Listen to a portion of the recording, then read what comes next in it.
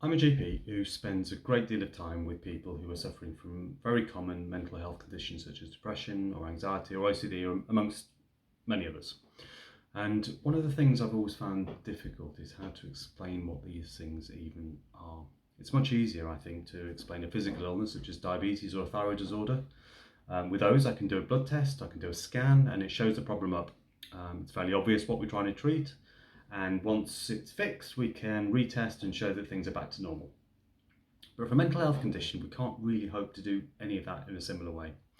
And I think that lack of visibility of the illness makes it really, really difficult for the sufferer to accept. It feels like it's not even a real thing. Society shuns it as a made-up entity. It feels like it's all in the head, or a personality flaw, or just an innate inability to deal with what life is throwing at you. So for the last few years, I've been working on a model which is designed to help people visualize the illness in a slightly different way. And that's what I want to show you today in this video. Now, this isn't scientifically proven, and it's not trying to help make a diagnosis or suggest a therapy. You need a personal consultation with a professional for that. But its value and purpose, hopefully, is to help people see depression or anxiety as a real illness, and one that they can now visualize on a diagram. And it may help people separate it from their sense of self, or help stop them blaming themselves or their loved ones for having an illness. And it might help people seek help if they feel they need it. So in this video, I'm going to take you through a series of slides which will show you the short circuit model way of looking at the illness. If you get something out of this video, I've linked some of my books which contain more on the topic of depression, anxiety, and the physical effects of these illnesses. And if this is useful, I might make more videos. So thank you for engaging, and I hope you enjoy.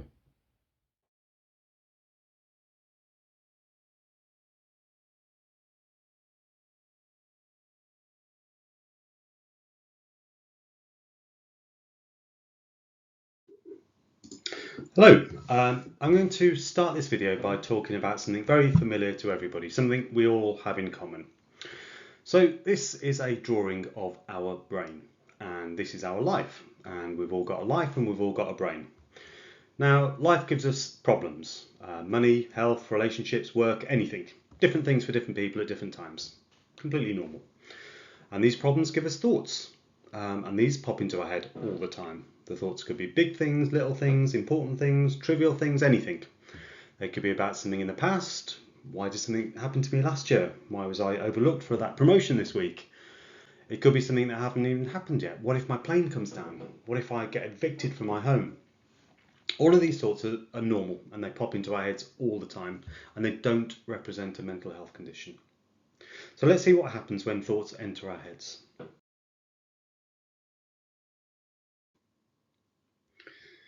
Now the thought has entered, it starts its journey through the brain. It starts at point A, and then it flows through the brain to B, to C, and then D, and then out.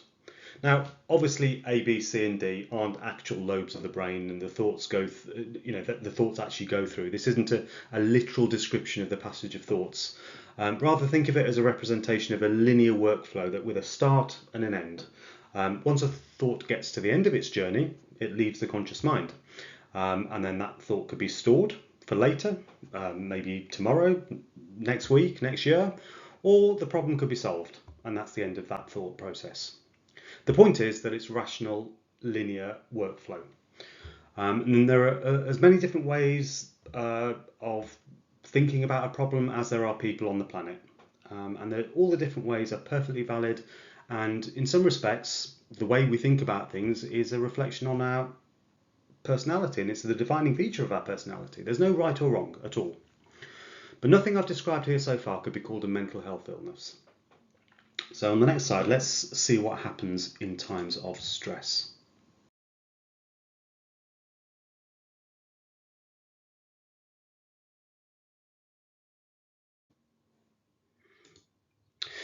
We've all had times of stress, and this is when a number of life problems and associated thoughts increase. This might be, again, work, family, relationships, money, health, anything. But now it's big things, or many small things, or many big things. And what we see is the traffic increasing. Now the brain is working much harder, and we start to see some physical and emotional and mental signs of stress. Just like somebody that's been walking for 20 miles a day is going to start showing signs of fatigue, so the overloaded mind is going to start showing signs of stress. But the workflow, although experiencing heavy traffic, is still linear. It's still going from A to B to C to D out. This is not the same thing as anxiety or depression, and nothing I've described so far is a mental health disorder. But what we're going to see on the next slide might be that.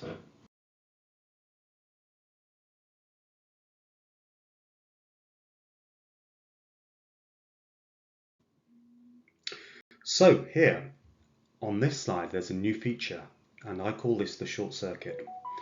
So look what's happening to the thoughts now. Instead of going A, B, C, D, they are getting stuck. They're going A, B, C, and then going round in this loop back to B, C, B, C, B, C. Irrespective of the levels of stress, any thought can now get trapped. This short circuit is the visualization of the mental health condition. This is the fault. This is the fault, that now the thoughts can't get to D, they go round and round in circles instead of in a linear workflow. And if you're going to visualize it, it's that there. But not only that, there's an extra little bit that appears now. This back of the brain, which is now saying, stop it, shut up, leave it. This back of the brain is a rational bit of the brain that wants the mind to go back to flowing from A to B to C to D again. And it's really important to realise that this short circuit looping is not actively being controlled by the individual. It's the illness doing it, and it can't just simply be switched off. An asthmatic, for example, doesn't actively and deliberately tighten their airways. You can't just say to an asthmatic, "Oh, that's silly. Don't wheeze. It's not good for you." It's the illness doing it, not the person. In the same way, a person suffering from, say, anxiety can't just switch off the short circuit. If they could, they already would have done. And in the next slide, I'm going to see how we can now separate the person from the illness and the stress.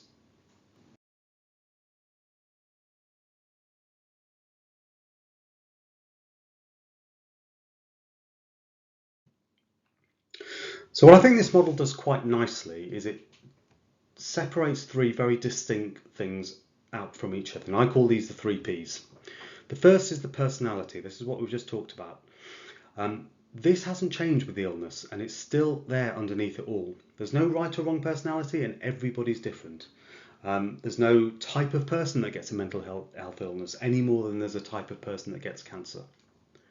The second P is pressure. That's this bit here. And it's going to change from time to time, from person to person, and this will cause stress and fatigue, but isn't an illness. We can sometimes do things to relieve pressure and stress at times, and other times we can't. And it's important to recognise the impact of this on your health and well-being. But the third P is pathology. This bit is illness, and it's never useful. When we talk about a mental health condition, you can visualise it like this, separate to the personality and separate to the pressure. When pathology is there, the sufferer can get many different symptoms, even without obvious stresses in their life. Thoughts will get trapped from B to C to B to C to B to C and make that individual ill. It can become like a bee buzzing away in the brain, taking up brain space, making it difficult to concentrate, difficult to remember things, difficult to take pleasure in things that you would otherwise enjoy. And to the outside world, the personality has changed. But remember, the exact same person is still under there and will return once the pathology is gone. Of course, you can see that when you've got lots of pressure and pathology, that's the worst case scenario. Now there's loads of things coming in and all circling and circling. Pressure and pathology, of course, link with each other and are strongly connected with each other, but they are fundamentally slightly different things. And hopefully this diagram helps explain that.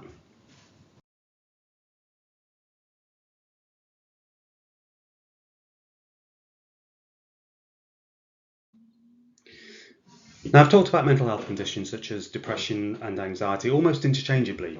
They are, of course, not the same thing, but from the short circuit model point of view, they can be explained in a very similar way. When the short circuit appears in different people, it can selectively loop certain thoughts over others. For some, they loop mainly about thoughts in the past. For others, those loops might be thoughts of the future. So when people are looping about the past, it tends to be why, how come, about events that have already happened or are happening now. And these people may show signs like depression, such as the hopelessness or loss or sadness. For others, it might be more future thoughts that are getting stuck in there. What if? What if my home gets repossessed? What if my children don't come home from school? In these people, they might get a syndrome much more akin to anxiety. They might have fear or worry, or be constantly trying to avert a bad event from happening or protect themselves or their loved ones. To the outside world, depression and anxiety, or even in the same person, depression and anxiety look very, very different. But when you track it back using this model, you can see that they've got a lot of similarity, just different types of thought that get stuck in the short circuit. And this similarity in underlying mechanism might help to explain why some of the treatments can be very effective for both conditions. So let's look at some of the symptoms that some of these things can cause.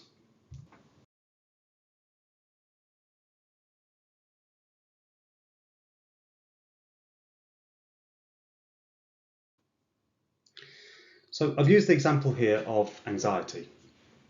You can see that the short circuit is there and the future events, what if, and I call these the what ifs, start cycling, but then it produces lots of downstream symptoms as well,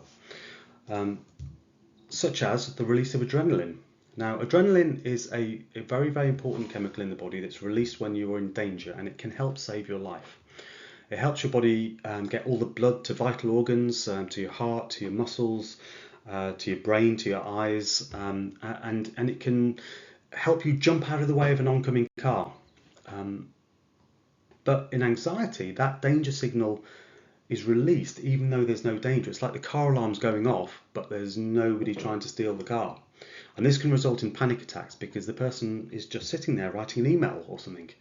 And then you start getting palpitations and chest pain and pins and needles and hyperventilation, as if you were trying to jump out of the way of something, but there's nothing to jump out of the way of.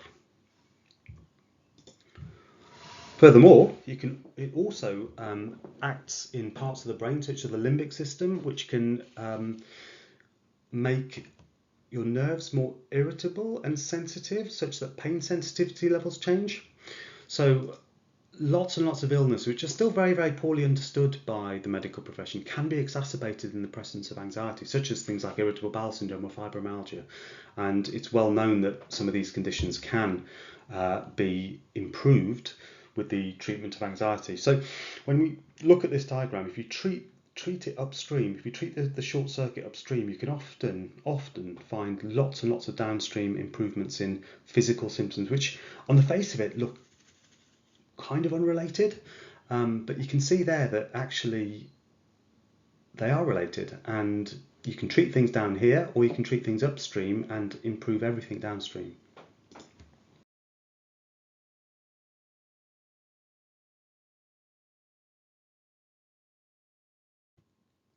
So I want to come back to this slide to wrap up, and hopefully I've shown you how this illness is not a reflection of your personality. The pathology can be treated and fixed in many ways, and look, this video is already way too long to go through any of these in detail. Maybe that's another video for another day, but they include things like talking therapies, cognitive behavioural therapy, medicines like SSRIs, but your own health professional will be able to give you much better personal advice. But remember, the person is still there and hasn't changed, okay? Treating the illness is all about getting the person back, and it's always worth getting an opinion if you think you're affected by any of this.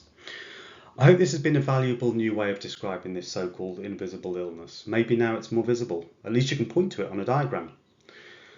I think many people live with a mental health condition for years before engaging with help or therapy, and often blaming themselves or trying to hide it. Many people who do eventually get the help wish they'd done it sooner. So I'll leave by saying thank you for listening and good luck, and please take care of your mind as well as your body. Thank you.